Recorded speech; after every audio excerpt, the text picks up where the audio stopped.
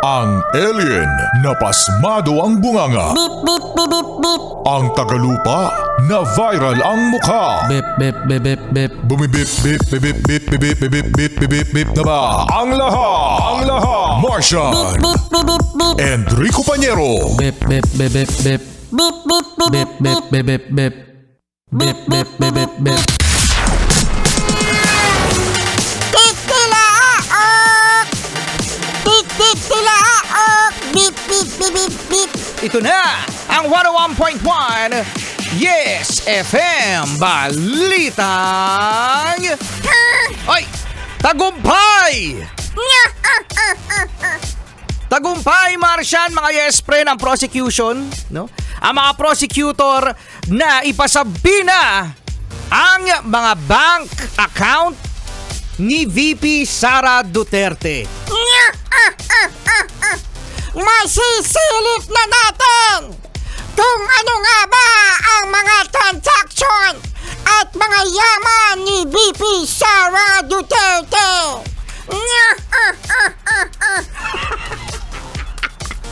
Ayan, masisilip na. Oh. Ayan, masisilip na mga yes friend. Ito yung sinasabi natin na for privacy ang mga bank account. Oo, no, dahil sa syempre, no, hindi natin na basta-basta dapat masisilip ang yaman ng isa't isa. Oh, kasi ito mga yes friend, no, for 20 years daw, kung di ako nagkakamali, for almost 20 years sisilipin ang mga transaction sa bangko ni VP Sara, pati na rin ng kanyang asawa. Patingin, patingin, patingin. Oh, yan, no? Patingin nga.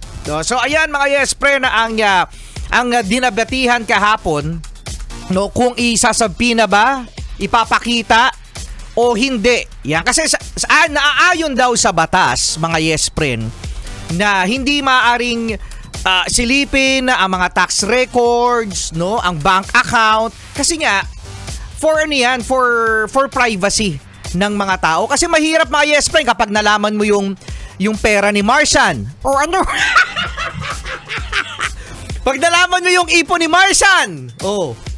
Nakakayak. From 2025. From 2025, 500. Oh. 2026. 500 pa rin. 500 pa rin, ano? So, ito nga mga yes friend, ang sinasabi natin na sana, no, hindi lang si VP Sara. Yan na naman tayo no? O selective na naman. Selective na naman, ano? Kung ako ang tatanungin, dapat kapag kayo ay papasok o tayo, mga kasi mamaya baka tumakbo din ako. Si Martian baka tumakbo din. Uy, 3K.